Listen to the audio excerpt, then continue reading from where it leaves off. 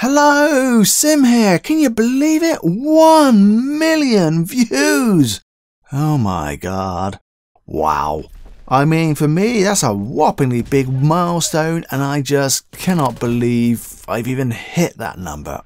If somebody told me when I first started publishing YouTube videos that I'd hit 1 million views, I would have told them they're well and truly off their rocker. No way, Jose, is that ever going to happen. Well, it has. It happened last week. Even before my XR500 Duma OS video was published, I was already at 1 million. Yes, Monday morning, early hours of Monday morning for me, I hit that 1 million views milestone. Now, YouTube doesn't count views as a milestone. They only acknowledge big YouTubers in the sense of number of subscribers on their channel. So they got 3 plaques, because I was wondering, do I get something because I hit 1 million views? And the answer is no, in case you're a one-hit wonder who produces one video only, hits the 1 million views, and then never publishes another video again. So YouTube gives out plaques for those who hit the 100k subscriber milestone, 1 million subscriber milestone, and 10 million subscriber milestone. I got a little bit of a way to go to even hit that 100k subscriber milestone. I'm only 3,500 right now, but who knows if I've hit 1 million views. Wow. Yeah. For me, I consider myself a small YouTube channel, and you'll be going, but Sim, you got 1 million views. How can you be a small YouTube channel? Now, for me, the size of a YouTube channel is all relative. When I started out, I was a tiny YouTube channel, you know, somewhere between 0, definitely 0, to about 10 subscribers when I first started, you know, because I had friends and of clans and stuff like that supporting my channel back then. But so for me, I consider a tiny YouTube channel to be under 1,000 subscribers, a small one, which is me included, to be somewhere under that 100,000 subscribers, a medium channel to be under 1 million, a large channel being somewhere between that 1 to 10 million mark, and a huge being well and truly over 10 million subscribers.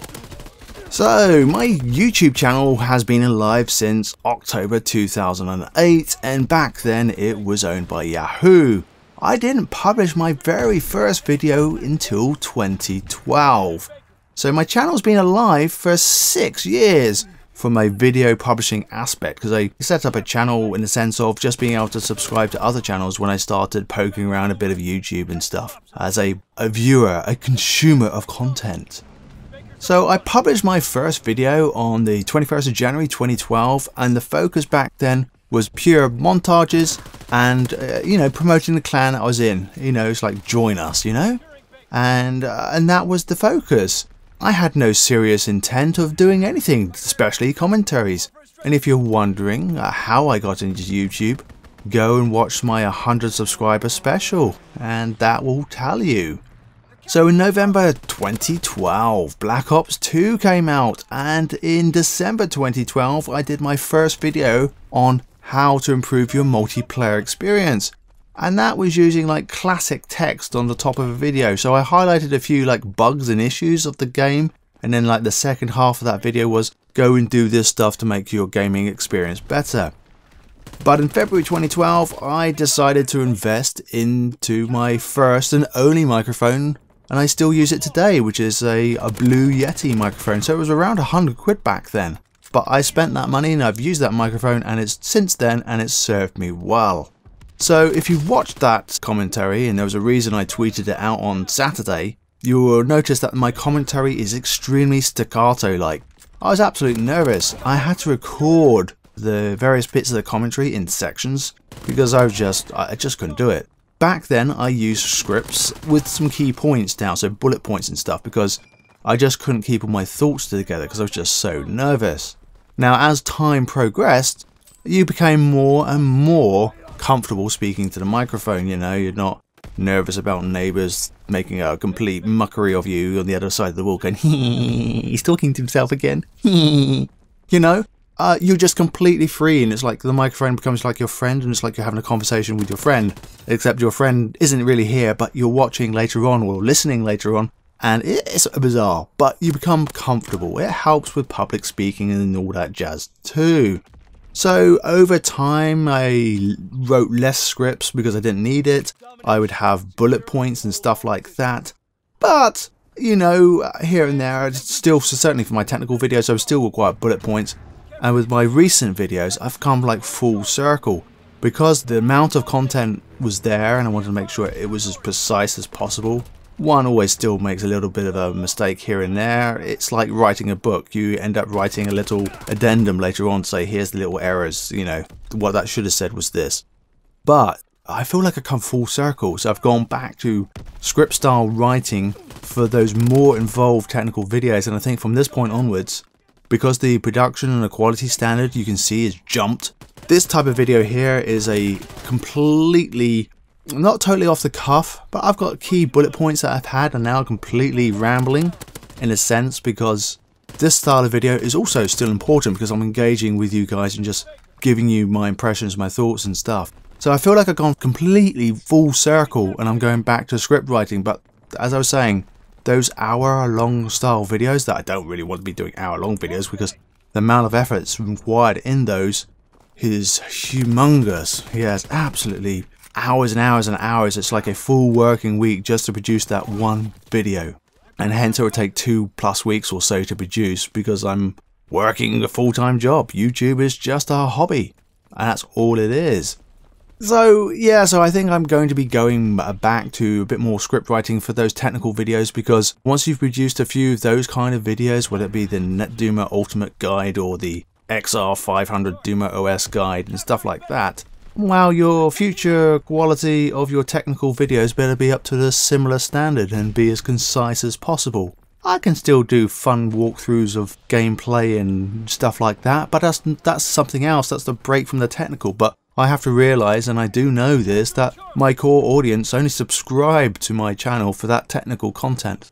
That is because I explain all the technical stuff in an easy to understand way, and most people love my videos for that reason and because I share that knowledge. I mean, when I produced that first Black Ops 2 multiplayer video, not the one that was just completely silent black and white video style with text that comes up on screen because I didn't have a microphone, that video was all about helping out gamers, and that's where I guess the core focus of my channel had been for some time.